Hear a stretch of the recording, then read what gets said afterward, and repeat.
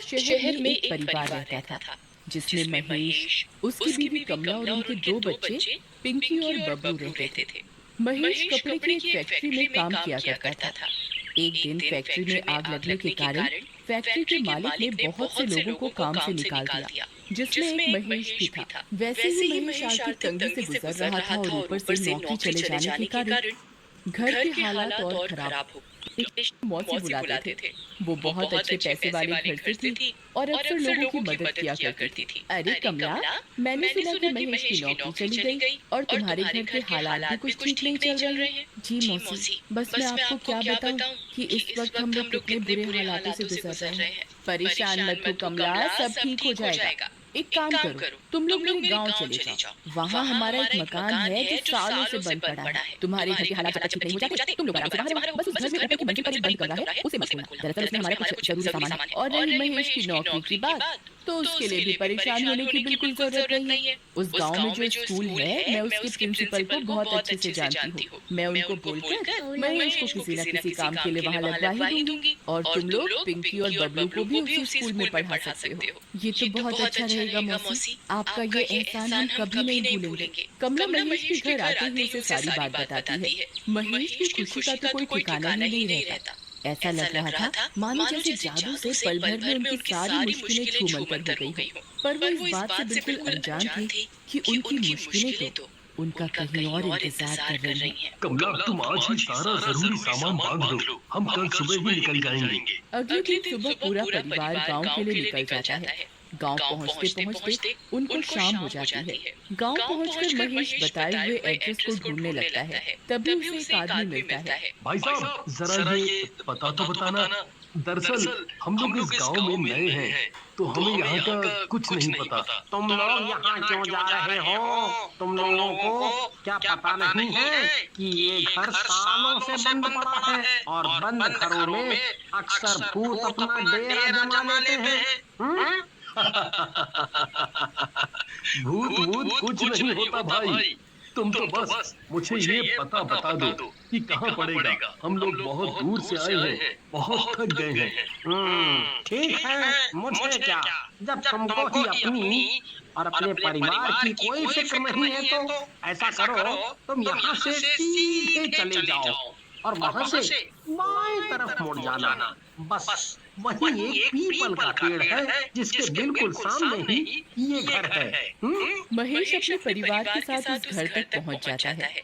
घर देखकर साफ पता चल रहा था कि वहां कई सालों से कोई झांका भी नहीं है। ये तो कितना पुराना घर है माँ, और कितना डरावना भी। इतने बुरे वक्त में हमें ये घर रहने को मिल गया, वही बहुत है। हम इसकी साफ सफाई कर लेंगे तो ये भी अच्छा दिखने लगेगा। चलो अब यहाँ खड़े रहकर बातें मत करो और जल्दी अंदर चलो। महेश जैसे ही उस घर का दरवाजा खोलता है तो घर में तेज हवाएं चलने लगती हैं और उनके दो बच्चे, जिनका नाम ओम और कशिश था, वे सब आपस में बड़े ही प्यार से रहते थे। एक दिन की बात है, मंजीत ऑफिस से घर आता है और आज वो बड़ा ही खुश नजर आ रहा था। तभी प्रिशा मंजीत से कहती है, क्या बात है, आज आप बड़े खुश नजर आ रहे हो। तुम भी सुनोगी तो खुशी के मारे पागल ही हो जाओगी। अच्छा, हम भी तो सुने ऐसी कौन सी बात है जो तुम इतने खुश हो रहे हो। तभी मंजीत प्रिशा को बताता है कि उसे कंपनी की तरफ से विदेश जाने का मौका मिला है, वो भी पूरे परिवार को। प्रिशा मंजीत की बात सुनकर बड़ी खुश होती है और कहती है, तुम सही कह रहे हो, हाँ बाबा, हाँ। मेरा विदेश जाने का सपना पूरा होगा। मेरा सपना था कि मैं भी विदेश जाऊं, पर कभी मुझे मौका ही नहीं मिला। पर अब मेरा ये सपना पूरा होगा। तभी मंजीत कहता है, अब सपना ही देखती रहोगी या सपने से बाहर भी आओगी। क्या करूं, बात ही इतनी खुशी की है कि मुझसे रहा ही नहीं जा रहा। तभी मंजीत प्रिशा से कहता है, अच्छा सुनो, हमें 2 दिन बाद ही निकलना है और तैयारियां भी करनी है, पैकिंग करनी है, बच्चों का सामान भी लेना है। तभी बच्चे भी अपने कमरे से निकलकर अपने पापा से कहते हैं, हम भी जाएंगे विदेश। मैं तो अपने सब दोस्तों को बताऊंगा कि मैं विदेश जा रहा हूँ। तभी मंजीत बच्चों से कहता है, ठीक है बता देना। चलो अब जल्दी से खाना खाकर सो जाओ, कल हमें शॉपिंग करने भी जाना है। फिर बच्चे शोर मचाते हुए कल हम शॉपिंग करने जाएंगे और वो खाना खाकर सो जाते हैं। और अगले दिन मंजीत, प्रिशा और बच्चे शॉपिंग के लिए निकल जाते हैं। प्रिशा मंजीत से कहती है, शॉपिंग भी पूरी हो गई, बच्चों का सामान भी ले लिया, अब घर चलते हैं। हाँ चलो घर चलते हैं, कल सुबह की फ्लाइट है, हमें टाइम से निकलना पड़ेगा। और सब लोग घर जाकर सो जाते हैं। अगली सुबह मंजीत प्रिशा को जगाता है और कहता है, तुम सब सोते ही रहोगे या उठोगे भी?